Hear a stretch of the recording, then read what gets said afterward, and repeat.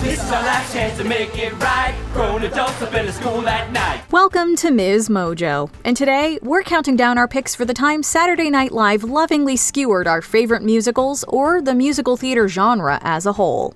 My name is Lin-Manuel. I am hosting SNL, and I am not throwing away my shot. Number 10. Before the Show. Oh my god, you guys, this middle school's putting on Legally Blonde the musical. What, like it's hard? Yes, apparently it is.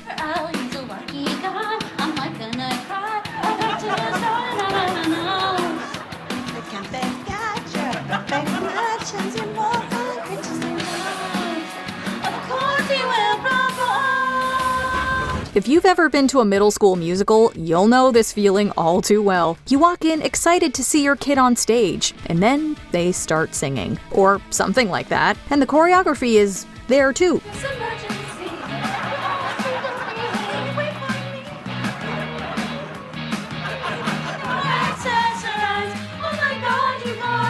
These theater kids might not nail every note or step, but at least they're having a blast, right? Oh, and there's a good reason the Broadway show doesn't use wires in its big finale. Maybe a few more nights of performing will get them whipped into shape.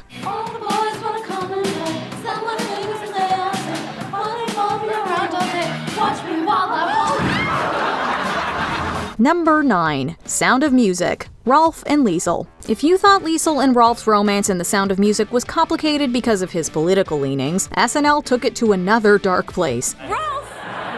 Liesl, I know you're freaked out, but this is Austria 1930 bad. In a few months, this will be the least of your worries. Liesl starts singing that familiar song we all love, but then Rolf drops a bombshell that leaves us stunned. You are 17, going on 18. Actually, I'm 33. Wait, what? I know I look young, and I said I'm young, but I lied, I'm 33. The sketch is pretty dark, but John Mulaney delivers it with such energy that you can't help but chuckle, even if it's one of those moments where you're wondering, is it okay to find this funny? Maria and Captain Von Trapp soon join the scene and make another good point about their own relationship. I'm old enough, but it's still kinda dicey. Number 8. Lil Rent. Jonathan Larson's Rent was a 90s phenomenon, but let's be honest, it isn't exactly kid-friendly. Yet one director believes he has what it takes to change that. Denver Youth Theater Works' annual spring musical is hard at work on their new show, and there's about 525,600 reasons to see Lil Rent. He swapped the theme of the HIV/AIDS epidemic with diabetes. What you get is basically when someone copy-pastes their homework, changes a few words, so now it makes no sense at all. I used the Find and Replace feature in Microsoft Word and replaced HIV/AIDS with diabetes. Okay. And I honestly think it's more powerful. We meet some of the young cast members who definitely have the wrong idea about both the show and diabetes. If you've ever watched or been part of a school production that tries to tone down edgy material but still ends up being wildly inappropriate, this skit will hit close to home. I wanna go.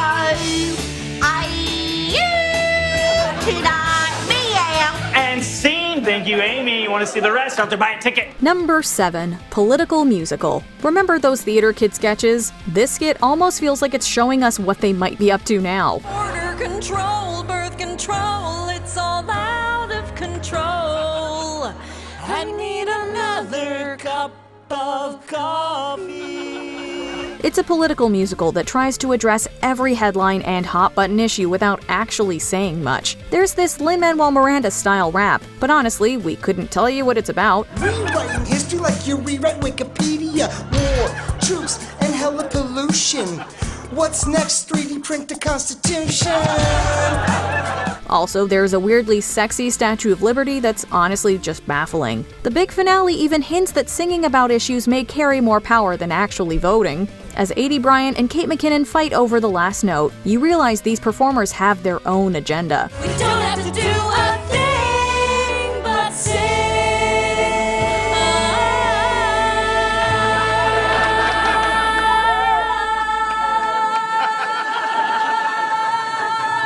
This isn't the only time SNL added some razzle-dazzle to the political scene. And when the world goes up in flames, at least for now they knew my name. Kelly.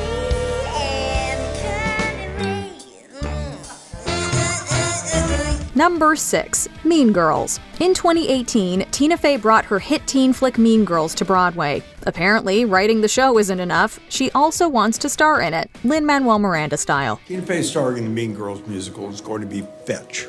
And that is not going to happen. In this sketch, she tries out several roles to find the perfect fit. Her vibrato is unique, and her dance moves aren't quite Broadway ready. Some people go very straight tone, like Broadway, but my vibrato is naturally a lot wider, like happy birthday to you. Eventually, they find her a suitable role, but it seems that dancing in a lion's outfit is harder than it looks. We love how Fey pokes fun at herself while promoting the show. In the end, she praises her cast and tells the audience why they're so special. Broadway is hard, and the people who do it are super talented.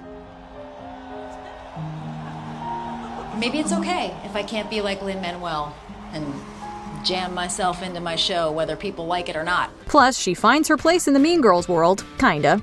Okay, you know what? She just made the book.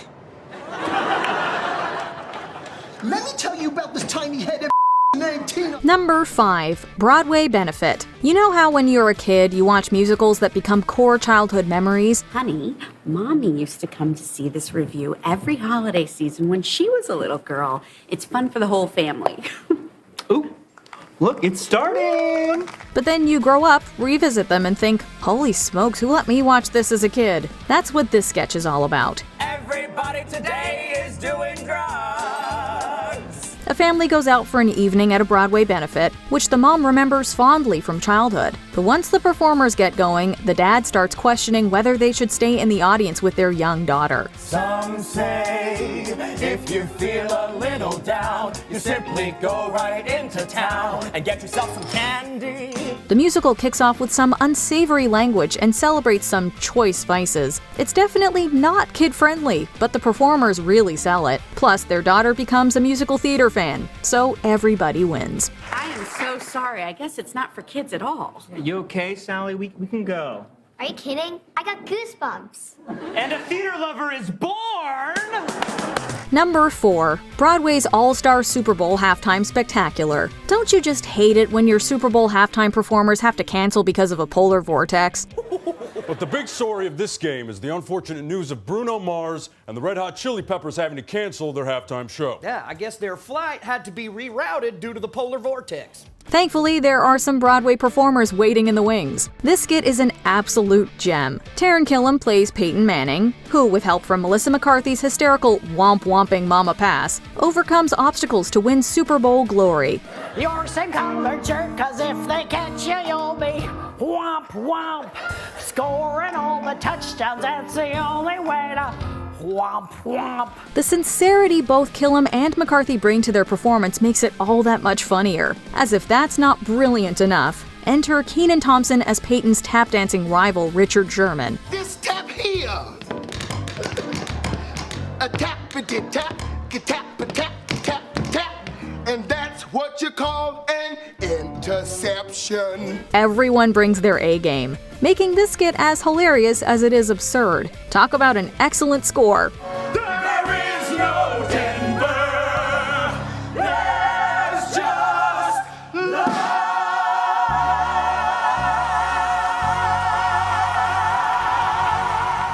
Number 3. Airport Sushi. John Mulaney has given us some of the best SNL musical parodies, from Subway Churro to New York Musical and Bodega Bathroom, but Airport Sushi might just be one of his best.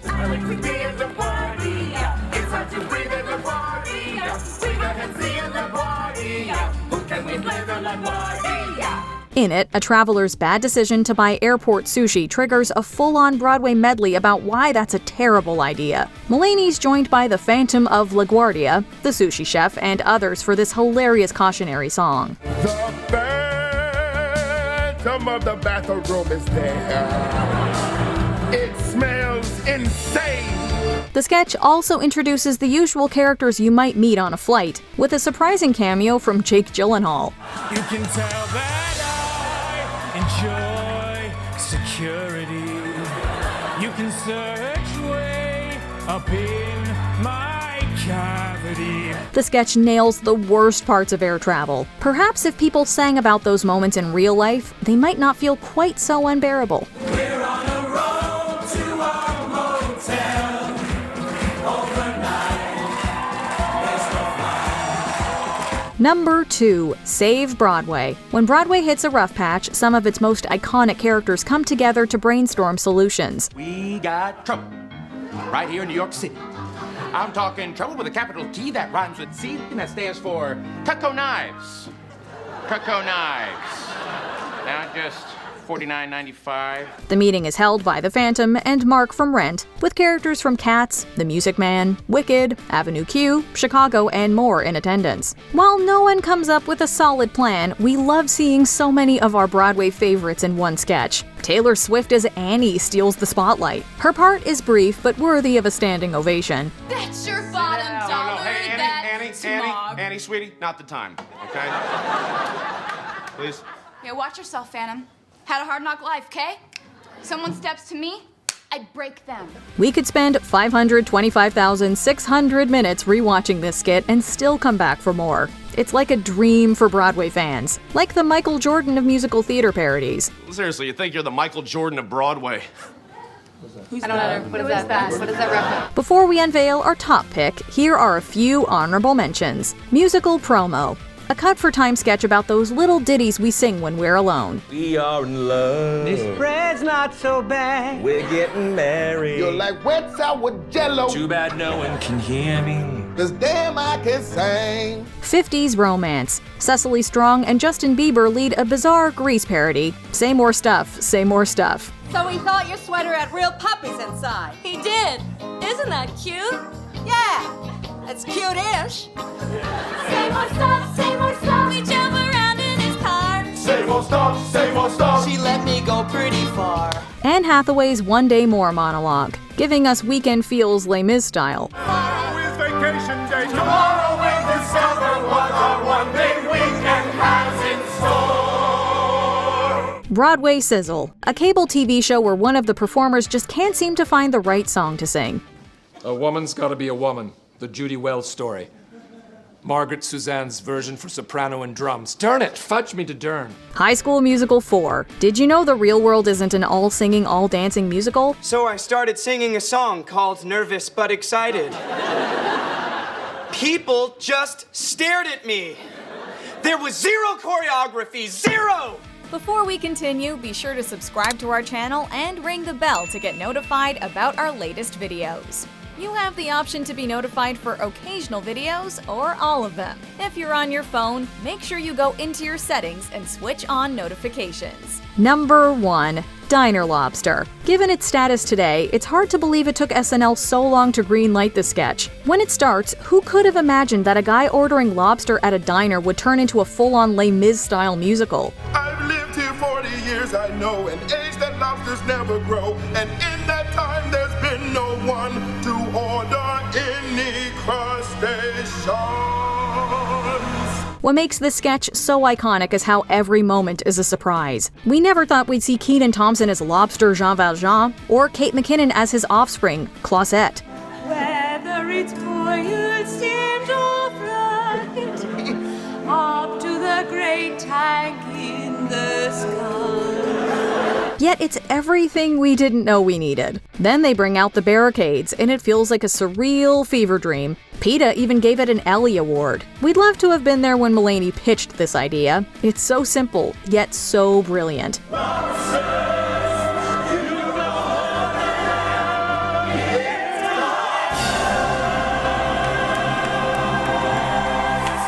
If there was a Tony Award category for SNL musical theater parodies, who would be your winner? Let us know in the comments. Wow, really? I'm sorry, no, that's usually a showstopper. Do you agree with our picks? Check out this other recent clip from MsMojo. And be sure to subscribe and ring the bell to be notified about our latest videos.